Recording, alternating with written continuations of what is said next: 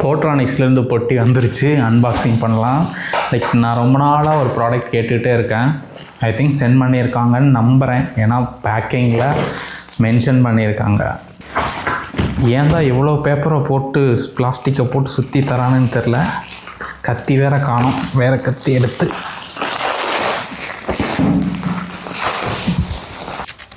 ஐ think அனுப்பலான்னு நினைக்கிறேன்.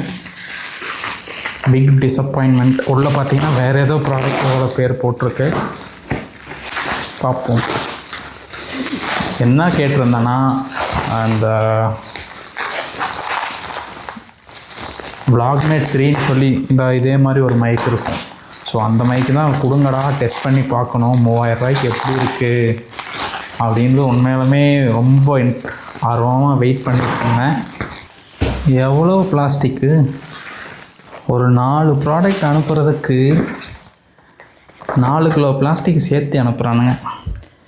So நம்ம ரீசெண்டாக ஒரு சாம்சங் ஃபோன் வாங்கியிருந்தோம். ஸோ அதில் பார்த்திங்கன்னா சார்ஜர் இல்லை. ஸோ அதனால் இந்த சார்ஜர் வாங்கலாம் அப்படின்னு சொல்லி கேட்டிருந்தேன். சொல்கிறேன். அதுக்கப்புறம் தாட் 8 ஒயர்லெஸ் மவுஸு. ஸோ இது டிசைன் கொஞ்சம் நல்லாயிருக்கும். யூனிக்காக நிறையா டிசைனில் லான்ச் பண்ணுவாங்க. ஸோ அதனால் இது வாங்கியிருந்தேன். ஸோ இவ்வளோ பிளாஸ்டிக் அனுப்பிச்சிருக்காங்க. ஸோ அடுத்த டைம் கொஞ்சம் கம்மியாக அனுப்புங்கன்னு சொல்லி ரெக்வஸ்ட் பண்ணி கேட்கணும். எதுக்குடா எவ்வளோ அனுப்புகிறீங்க?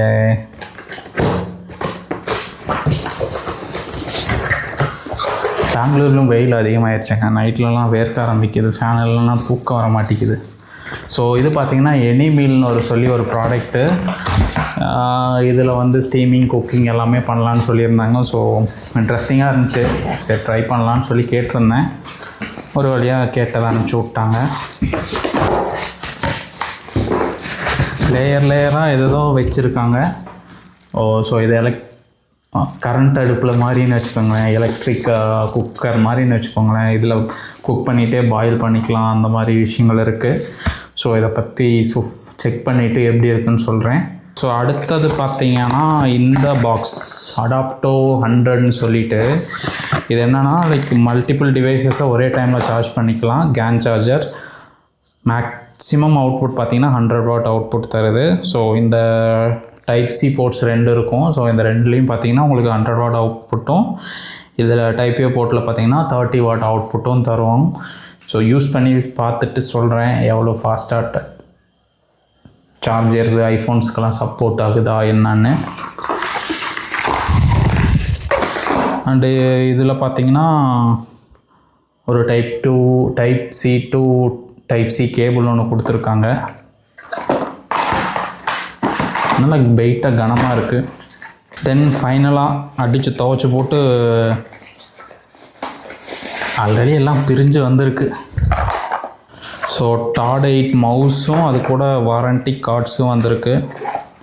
700 650 ஏதோ ப்ரைஸிங் வருது. ப்ளூடூத் 5.3 இருக்குது. 3 டிவைசஸ் வரைக்கும் கனெக்ட் பண்ணிக்கலாம். ஸோ பார்க்க கொஞ்சம் நல்லா கலர்ஃபுல்லாக இருக்குது. டிசைன் வைஸில் கொஞ்சம் டிஃப்ரெண்ட்டாக இருக்குது.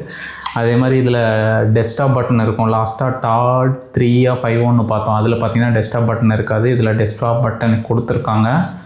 ஸோ கிளிக்ஸுமே ரொம்ப சைலண்ட் தான். எந்த சத்தமுமே உங்களுக்கு கேட்காது. ரீசார்ஜ் பண்ணிக்கலாம். 3 டிவைஸ் கனெக்ட் பண்ணிக்கலாம். டாங்கிள் கொடுத்துருக்காங்க. ஸோ இதெல்லாமே இருக்குது. இதெல்லாமே யூஸ் பண்ணி பார்த்துட்டு சொல்கிறேன். ஸோ ஆக்சுவலாக நான் பார்த்தீங்கன்னா இந்த மவுஸ் ஆர்டிக் ஃபாக்ஸோட இந்த மவுஸ் தான் ரொம்ப நாளாக யூஸ் பண்ணிகிட்ருக்கேன். ஐ திங்க் 1 year ஆக போகுது. அதுக்கப்புறம் இதுக்கு முன்னாடி வாங்கின தாட் 6 சம்திங் அதை வந்து என் ஃப்ரெண்டு எடுத்துகிட்டு போயிட்டான். ஸோ இப்போ இது வந்திருக்கு. யூஸ் பண்ணி பார்த்துட்டு எப்படி இருக்குன்னு சொல்கிறேன். அவ்வளோதான். இந்த 3 ப்ராடக்ட்ஸ் தான் வந்திருக்கு. எல்லாம் இதை பற்றி அப்டேட்ஸ் எல்லாமே ஷார்ட்ஸில் போடுறேன். மறக்காமல் சப்ஸ்கிரைப் பண்ணி வச்சுக்கோங்க. Thank you so much. பாய்.